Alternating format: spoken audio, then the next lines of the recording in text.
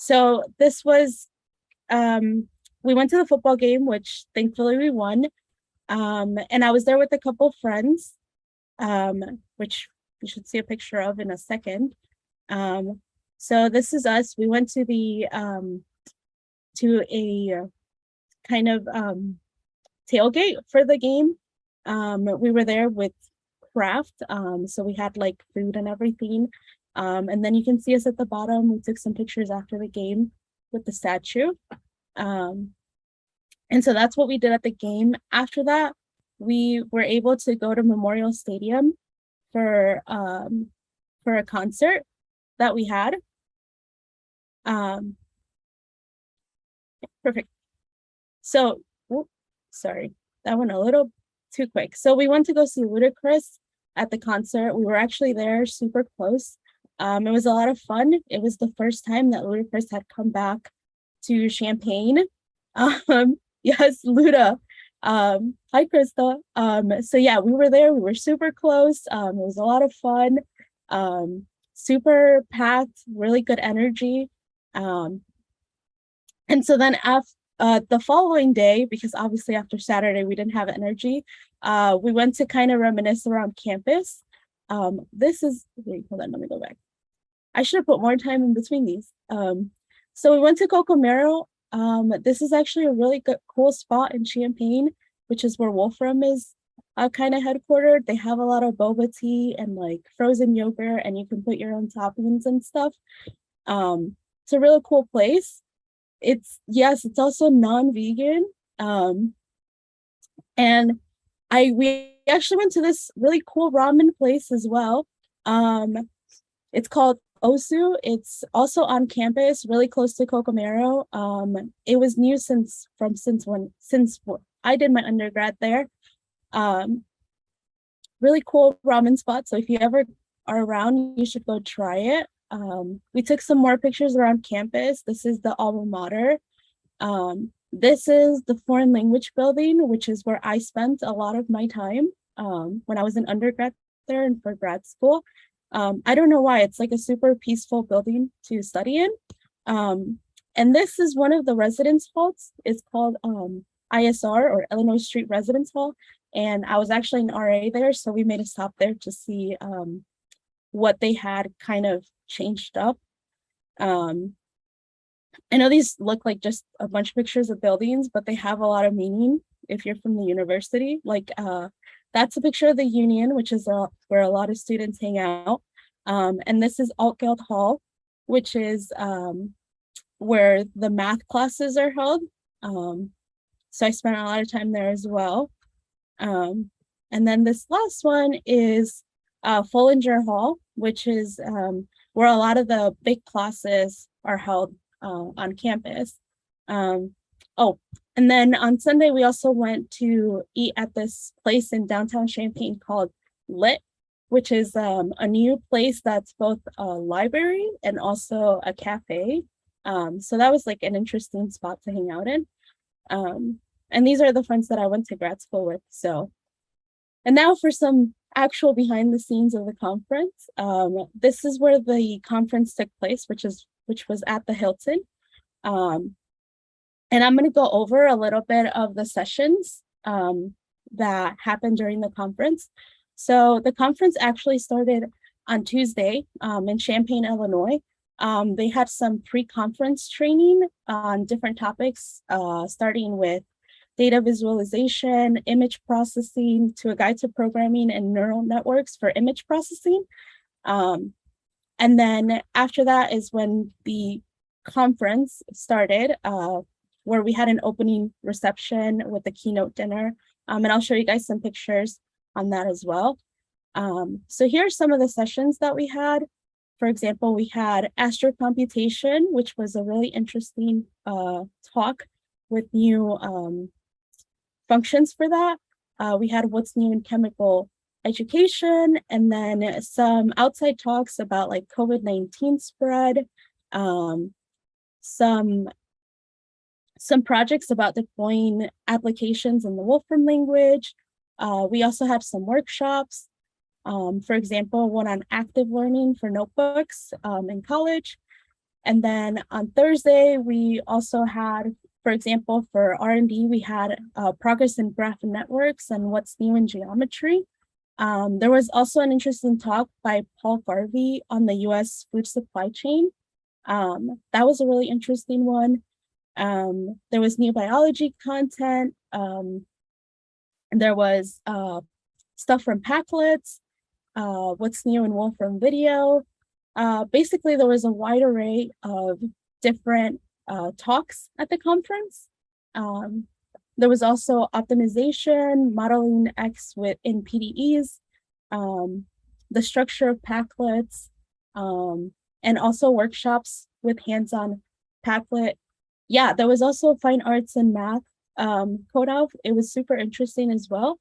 And here's a picture from the keynote dinner where Stephen kind of talked about everything that's coming up in 13.2. He did some live coding. So he covered a lot of ground on the roadmap of things to come. And this happens every year at every conference. He kind of gives you like a roadmap to what is coming next. And then after this is when they had the Innovator Award ceremony, which is awarded to 8 people every year. And I have some of those pictures as well. I'm actually going to go through each one so you guys can see a little bit about each one. So this is the first picture that I have. They're like in no order whatsoever. But this is from Tetsuo, and he is a professor in the Department of Computer Science and Faculty of Engineering, Informatics and Systems for the University of Tsukuba. I'm probably saying that wrong. But he contributed greatly to expanding the use of computation in art and is a pioneer of computational origami in particular. So him and his team kind of treat origami as a subject of art and a science of technology and shapes. And there was actually a talk about using Mathematica with origami during the conference as well. I didn't get to go to it myself because I was at a different talk, but I heard really good things about it.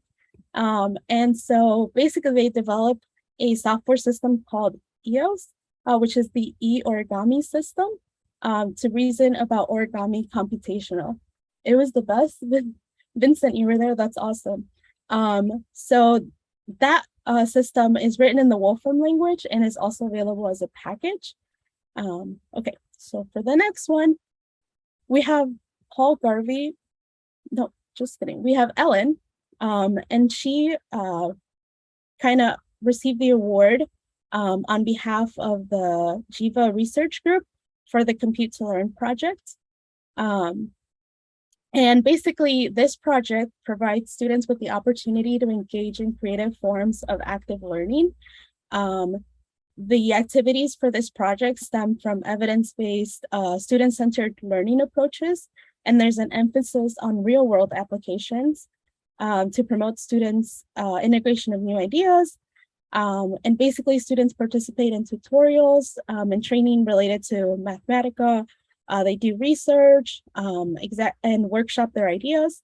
And so this Compute to Learn project is implemented in a honors studio type of environment, and it's been offered in the University of Michigan in their chemistry department since 2015. So that was another one of the award winners. And then we have Paul Garvey. Sorry, I had mine out of order. And so he is a chief engineer and scientist at the Mitre Corporation, which is a non-for-profit federally funded research and development center for the US government. He has a bunch of experience in systems operation research, network modeling, and the application of risk decision analytics for the federal government. His current work involves a lot of modeling for the network structure of the US food supply chain, which is being done in collaboration with the University of Illinois, which is near Wolfram, where the conference took place. And so he is another one of our award winners. And then I believe the next picture is Ricardo. Yes. Okay. So this is another one of the innovators, which is Ricardo Martinez Lagunes, and he's a consultant for the World Bank and for the Inter-American Development Bank. He currently focuses a lot on the water resources policy and the information system for water resources management and environmental economic accounts and assessments.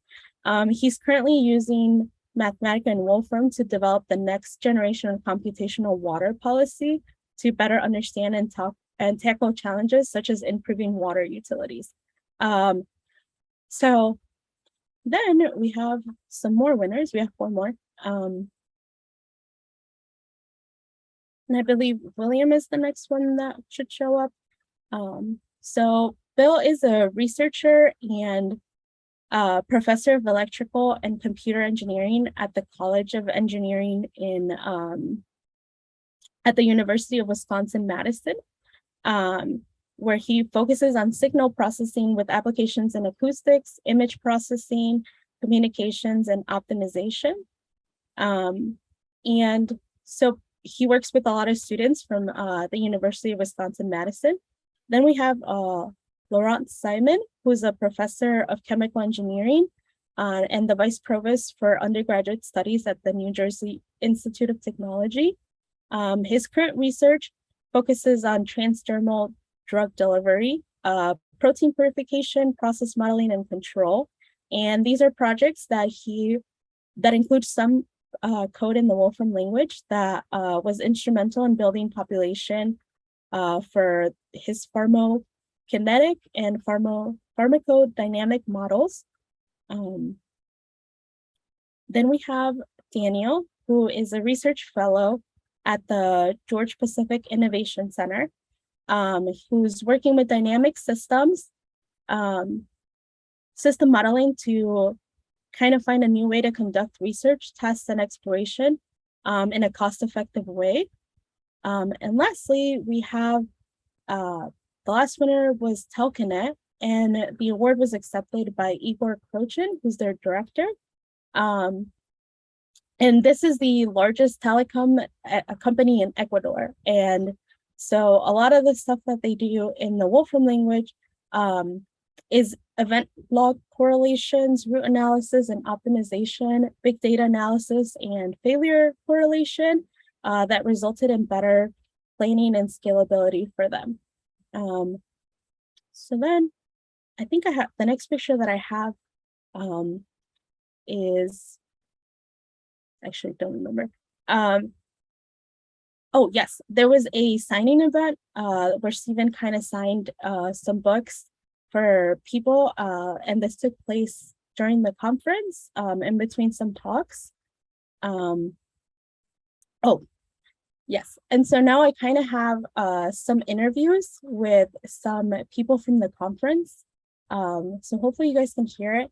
The first one is talking with System Modeler, and I'm just gonna let the video play here because these are interviews, so I'll let them talk with. But if you guys have any questions, feel free to write them down. This is I'm Subha Thomas. We're here right now presenting a bit of what's being done with system model lately.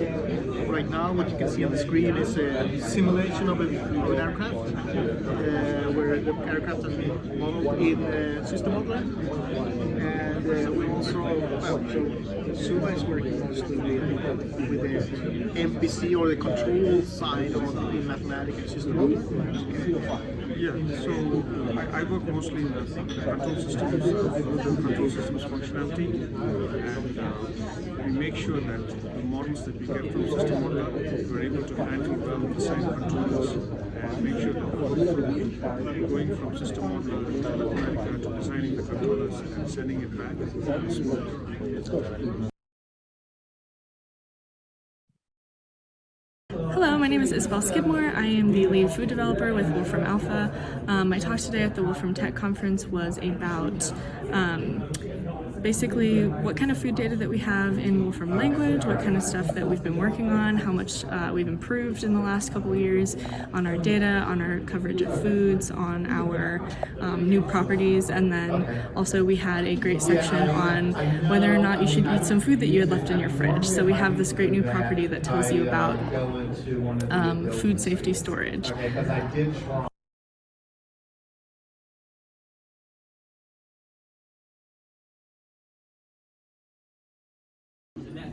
Hi, what's your name? My name is Roger Garmanson. And how are you enjoying the conference so far? It's great. It's good to see everybody back. We've all had sort of a long break from COVID, right? So, and I think everybody here seems to feel the same. It's like they're glad that we're back. Sorry? What is one thing you use the Wolfram language for? I use Wolfram language for just about anything.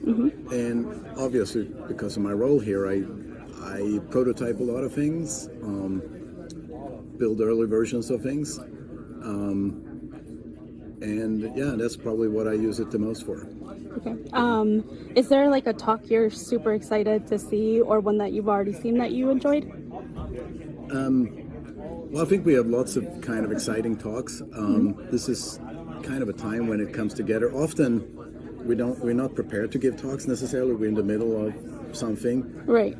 So this is a time when we put it all together and you can kind of see it. And some projects come to fruition about the right time, so it's kind of all fresh. So one example is astronomy, astronomy support. Yeah. That's a new area for us. So that's kind of exciting. Yeah. We have lots of kind of new areas. We developed with a system modeler for a system modeler product a way to model aircraft together with Saab aircraft actually. So that's kind of like all of a sudden now you can do it too. Yeah. If you want to develop your own aircraft. Right. Perfect. Okay, so those were kind of some of the interviews that I did while I was at the conference. Hi, I see I see your comment.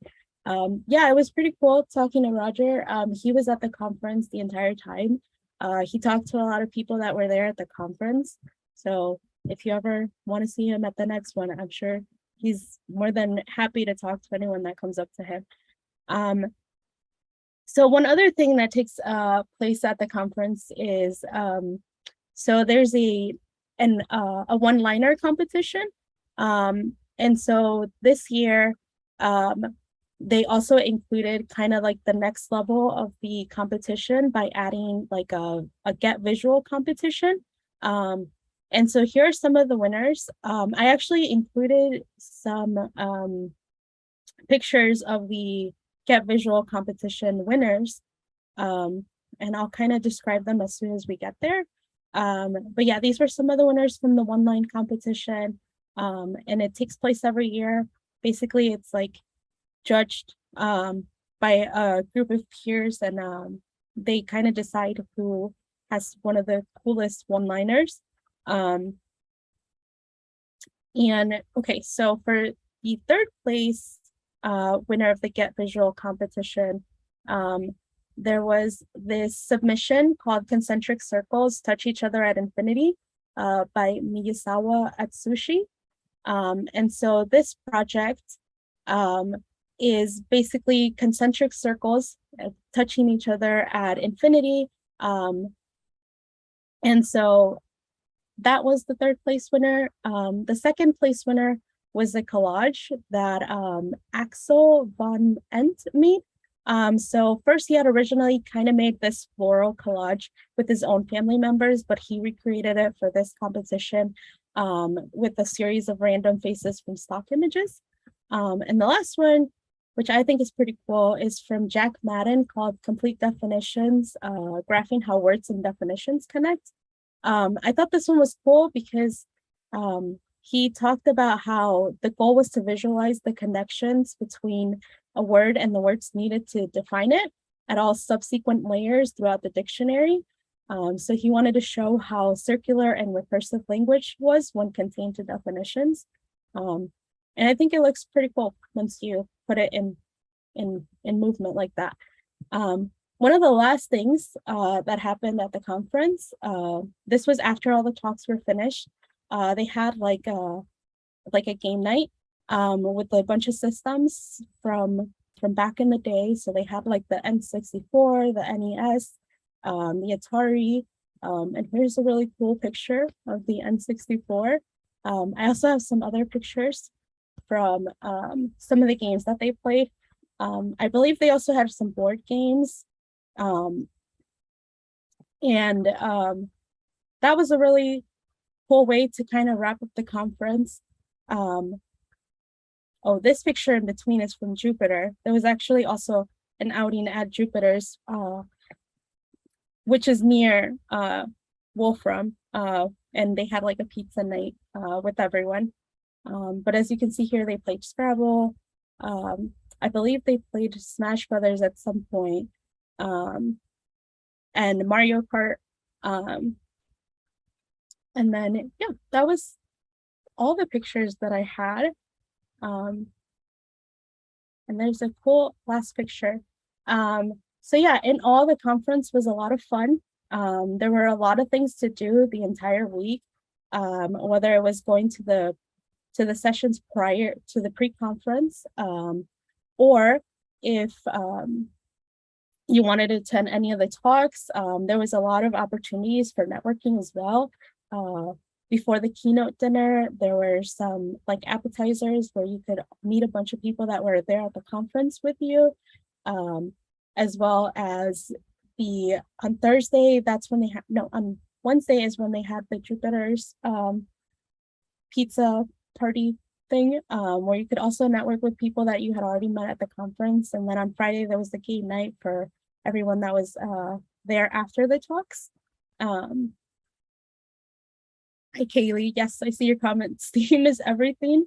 Yes, that is true. Steam does have a lot of this stuff, but it's always good to go back to the nostalgia of playing the old games and the old systems. It's like a good way to relive your childhood if that's something that you grew up with. But yeah, so in all, the conference was very fun. It was kind of nice having it back in person so that you could see everybody. For me, I got to see a lot of people I hadn't seen in 2 years, but just talked to on Zoom. So that was very fun. And there's also a lot of stuff to do in Champaign. There's a lot of good food. The University of Illinois has a lot of cool places to visit, and they also have a bunch of events during that same time. So yeah, I would definitely recommend it if you ever get the chance to go to the technology conference and meet everybody, ask your questions. But yeah, does anybody else have any questions for me before I?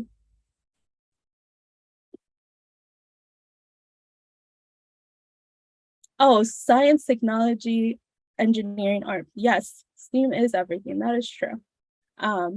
It's very cool also having a conference where you can see a bunch of the projects that people are doing, you know, really cool stuff like the origami. Isabel also had a really cool talk about food safety using the Wolfram language. I actually went to her talk and hers was really interesting. So yeah, there's always a lot of cool projects. Anything else from anybody? If not, I welcome you to come to our stream next week, which will also take place at 11 a.m. And yeah, so there are no other questions. I'll put the video for this up on a community post as well.